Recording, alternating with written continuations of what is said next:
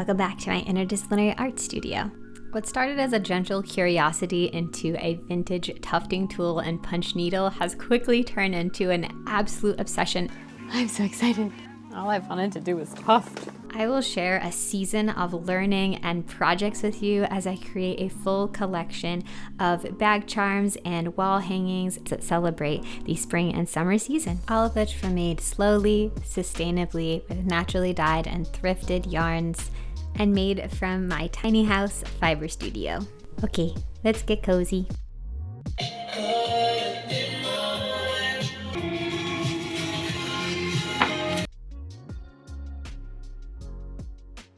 Hi, I want to make sunflower piece, yellow. Especially for all these smaller projects, I always pulled from scraps, and I had already attempted, actually twice, to do a sunflower. I have some like little scrap bows. Maybe I'll do that first and then I'll figure out what I want to do and do this in the background.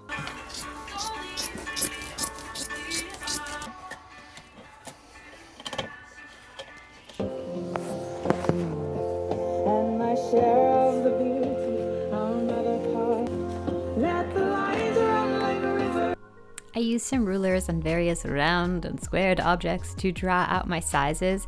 Next up was an ode to the wild weed, the dandelion, joy herself. I was really excited about this piece because it would be accompanying a woven piece that I made years ago. Third time's the charm, maybe. Let's see what happens. I already have some loose threads that I think I will just start with. My tools over here.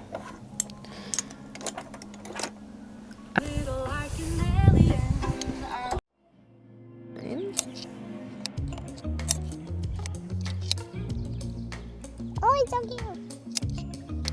It's a bit thin, so I'm gonna double it up. Especially for the tufting tool, I try to make sure things are thick. It is the most gentle spring day. Oh, he's a little poofy baby.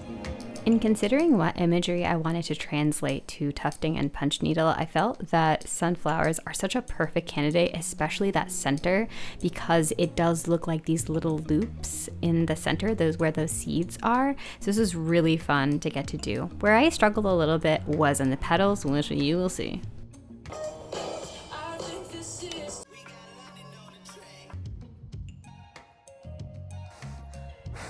I have been trying to figure out forever how to mount my hand woven things. So before tufting, I did weaving, and I'll still do weaving, but I think I'll do tufting way more. I think it suits me better. I kept trying to figure out how to like display these, so I've tried a myriad of things, but I tried sewing this, adhering this to put it in the frame. I don't know, it really wasn't working for me.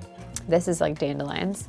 I'm gonna have this be the back, and then I'm gonna make a front, and then this can be its own piece. But I just realized that I'm like working on this very yellow project, wearing my red t-shirt, and then the house is blue. Back to basics. Some blending, some colors, and getting it thick enough to work with.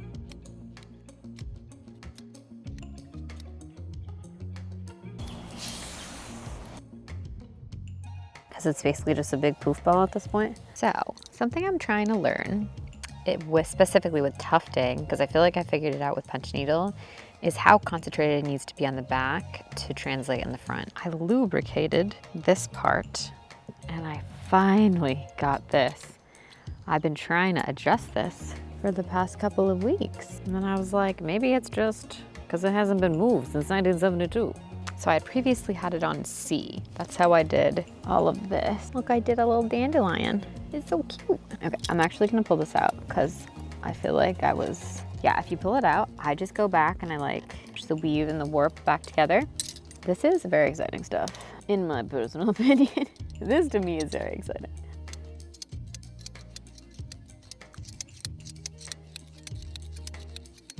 Oh my God, that's so different. I don't want to change what I did for the third time. A big focus for me in these next projects is playing with the different height, both on the tufting tool and the punch needle tool, to create dimension. Okay, I'm gonna do this length for the stem and the flowers, and for the leaves of this guy. I feel like I learned so much. I love getting to adjust the tool. I think that makes a massive difference in clarity of the image. I just think it's too much of a blob.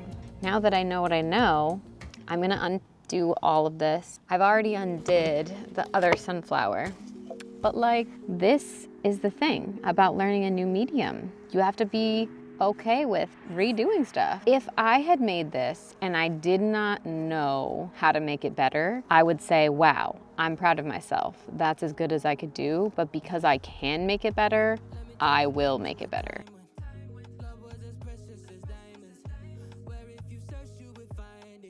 So important to do incorrectly. Well, he's really in there.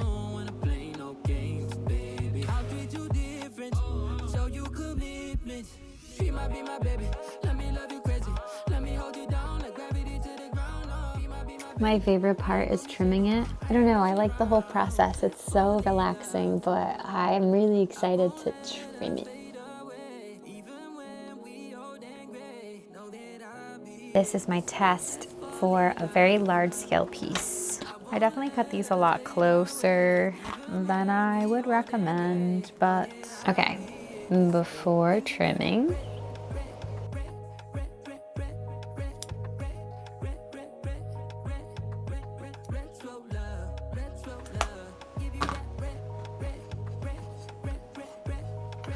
I think it's so important to try things and fully commit to them, and then when they don't work out, you know you went all the way and you tried it. But this did take me a little bit.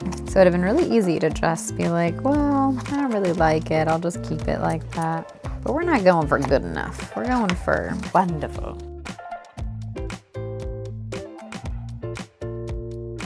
Hmm, 29 inches. No, it's 8 inches. I am stuffing it. Got some just like extra stuffing from an old pillow, and then we can just use the stuff we've been cutting off. Wow, I can't even tell you how much more I like this when it's paired with this. Might be hard to sell it, but I do want to get to enjoy the pieces, and I do need money to eat and stuff. I'll put it to my shop.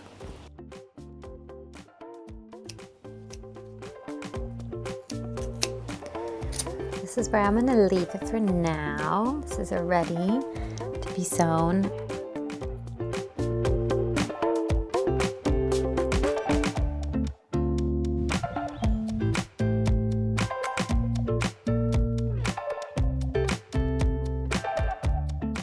My first batch of little guys are done. These little magical talismans. I absolutely love how these came out, and we're gonna be making plenty more. I literally took the scraps from my bigger project and put them into the next set of smaller projects. Working really hard at my solo show, which is a privilege and a delight, but I feel like I need a little reset, just like something really calming. So I have started another round of littles. I was testing out how close I could do the designs to one another. I did them too close. I was too excited. So I'm gonna use my copper ruler, and this is a 3/4 inch. And I think if everything has 3/4 inches of space around it, then we should be okay. Like, this already is too tight. Deanna, why are you this way? I have wanted to do a butterfly for a while. She was very fast. Do a similar, this is like a little bit more of a muted, neutral version of those colors. Like, what more do you want?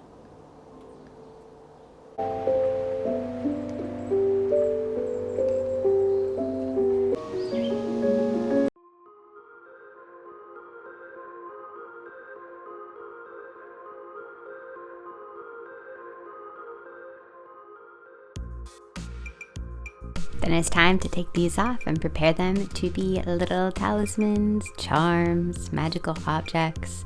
I've thought a lot about what these really are to me, and they just feel like something that is embodying what you find in the landscape if you take a moment to really be present and look around. And these are visual reminders of that. They're functional, they can be alongside you. I got a lot of inspiration for Indian Hannah Pixie. I'm putting some buttons in the back. We have connected. For everyone that's messaged me to look her up, we are now online art pals, which is really fun. I was really encouraged by her to, go for it. I've been collecting vintage buttons since I was a child, and I've always loved putting them on like my stuffed animals and other really affectionate pieces that you're going to be really intimate with. And I was so excited to be reminded that I could just add my buttons to really fun things. Tessa Perlow also does this, which I love. She makes these cool bags.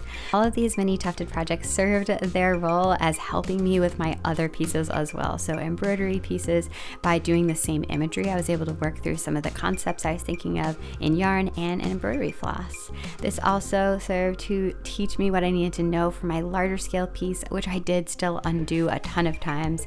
I'm so excited to share that whole project with you soon. One of my favorite projects was when I did my bag and Hobbit house piece, and I will be sharing it in my fantasy Hobbit DIY party video, which enough people have told me they want to see it. I also just wanted to show you how far I got in my sunflower piece, because I just found this video and was like, oh my gosh, I had no idea I showed myself taking it apart. But yeah, needless to say, I learned a lot this season. Oh my god, I can't wait to show you. They're so cute. So I have finished the mini collection for my Soft Summer Magic shop update, and I'm so excited. Whenever I do a shop update, it's always an extension of what I am working on in the studio for my gallery showcases.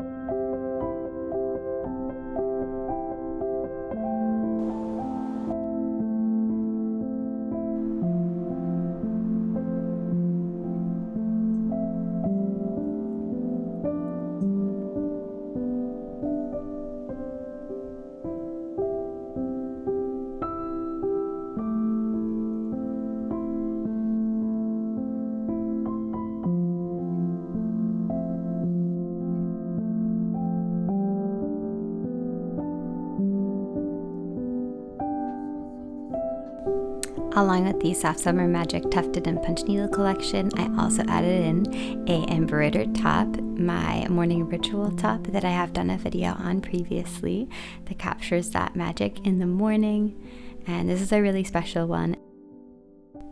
In the hopes to make gallery priced paintings more accessible to folks, I am doing a limited edition artist print series of my patrons voted top paintings for my latest mixed media show. So if you ever wanted one of my paintings, these will be really affordable. I also made a log cabin inspired reversible patchwork bag, and it's got some cute pockets. It's perfect for taking art on the go or your laptop, and it looks great with a little bag drum on it. I am so proud of the pieces in this little collection. These were made with so much love and time and care, and I hope that they bring a little bit of magic and gentleness into your life. Truly, every person that comments and says how much these videos mean to them, or joins my Patreon as a free member, or as a studio supporter, or as a fellow maker, it just means so much to me to have people in community with me in art. Thanks for hanging out in the studio with me. Bye-bye.